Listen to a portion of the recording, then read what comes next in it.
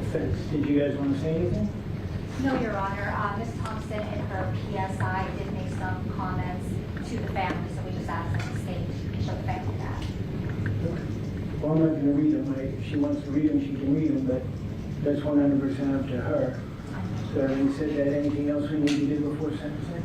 No, Your Honor. Okay, so with that, court read the PSI, read the letters in support of the defendant.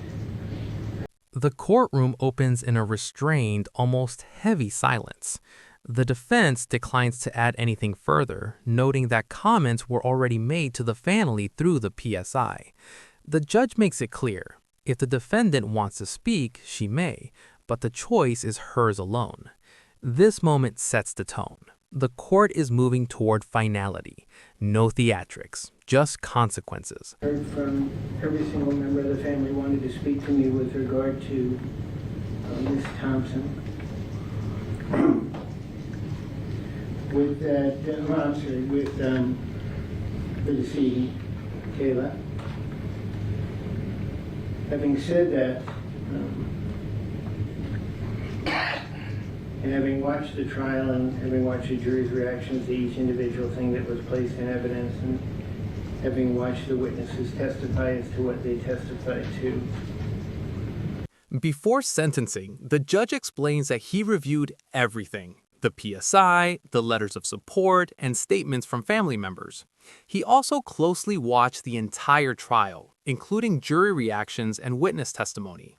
This tells us something important.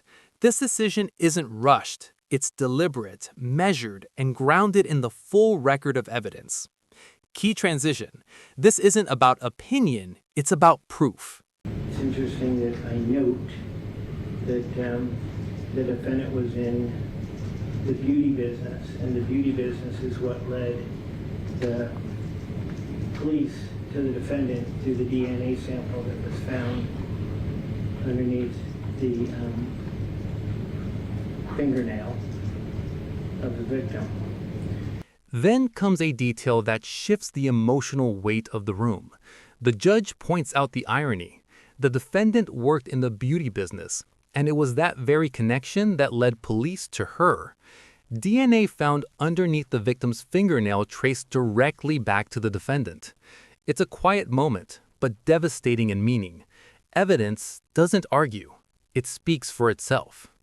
With that, I also understand I have no discretion whatsoever, nor would I want any discretion whatsoever with regard to this particular case. I do believe the defendant needs to go to prison. I do believe the defendant's, in this particular situation's crime was heinous in the way she tracked down, located, showed up, and then killed Ms. Thompson with. The judge makes something unmistakably clear. He has no discretion in this case, and even if he did, he wouldn't use it. His words are firm. The defendant must go to prison. He describes the crime as heinous, outlining how the defendant tracked down, located, showed up, and killed the victim. There's no hesitation in his voice. That the court does sentence Ms. Thompson to adjudicated guilty sentence to life in prison. Under Florida's criminal punishment code, that's without parole, and she will serve the remainder of her life in prison. The sentence is delivered plainly and decisively. Under Florida's criminal punishment code, the defendant is sentenced to life in prison without parole, no possibility of release, no second chance down the line. The judge states it clearly. She will spend the remainder of her life incarcerated. The courtroom absorbs the reality of permanence. Do you believe life without parole is justice in cases like this? And anything else? In order of restitution. Order reserve restitution, you have any court costs, and will be a civil lien. With that, anything further with regard to the defendant? No, Your Honor. No, Your Honor. Okay. With that, Ms. Thompson, you have 30 days to appeal the sentence of court. If you cannot afford a lawyer will represent you, and I will make the pre-sentence investigation letters and the information that was presented to me a part of the court proceedings. Thank you very much, and our business is concluded for the day. The court orders restitution to be reserved, court costs abstained, and notes that civil matters may follow. The defendant is informed of her right to appeal within 30 days. With that, the judge concludes the business of the day.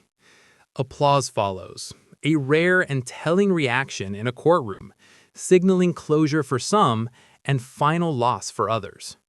Justice has spoken, but the ripple effects remain.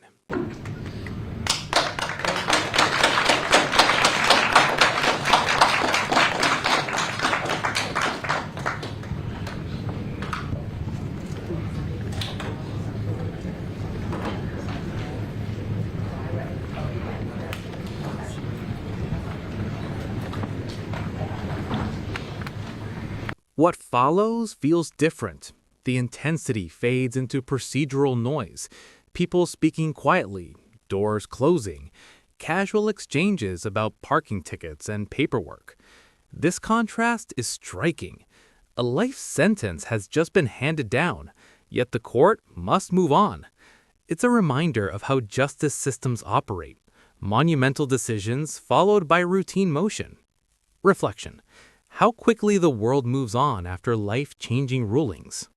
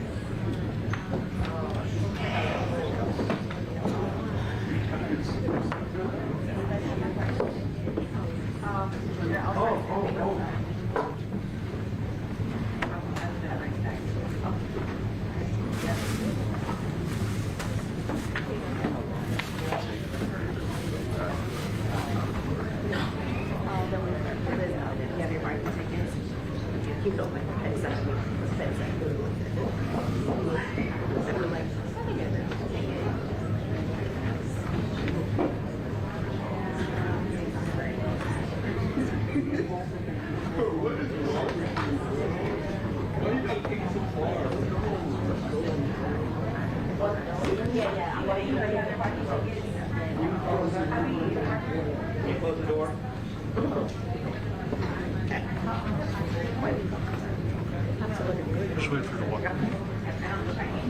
Trying to decide if it's worth trying to see if I can.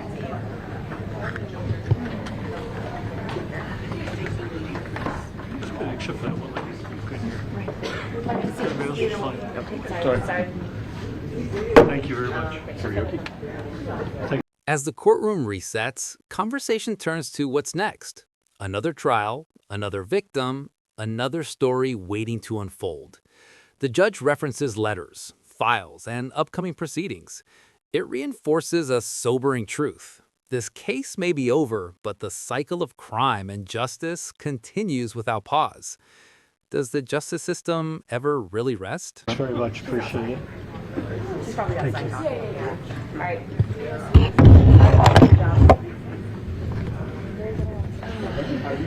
So we need to get things clear from Broward County. A little faster than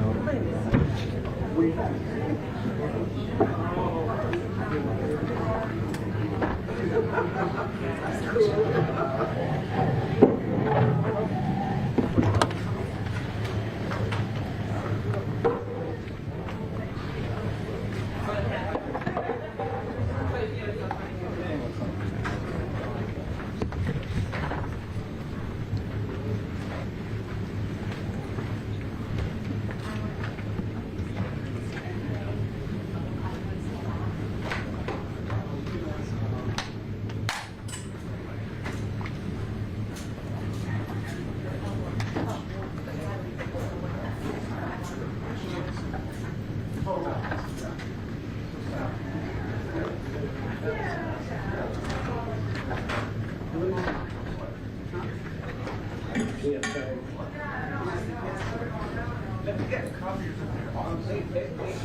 We have one more here.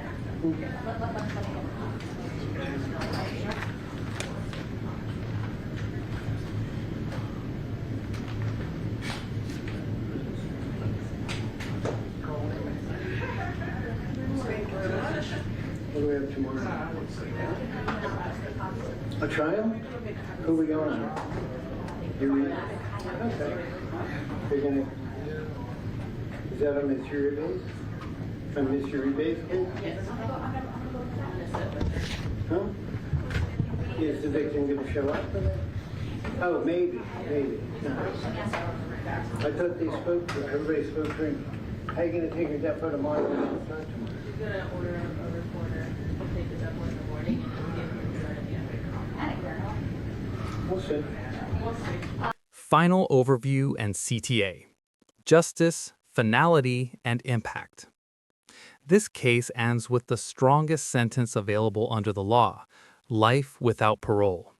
The court relied on evidence, testimony, and the totality of the trial to reach a decision rooted in accountability and finality. Beyond the ruling, this moment highlights the weight judges carry and the permanence their decisions impose. If you found this courtroom breakdown insightful, like the video, share it, and subscribe to the channel for more real courtroom moments. Comment below, was this sentence justified? You be the judge. Judge, can we have one of bailiffs make copies of those letters if possible, just so I can put them in my file? We can. I don't know how they're gonna make them, but. I mean, we have the PSF. Let me see if Sabrina can come. She'll make it.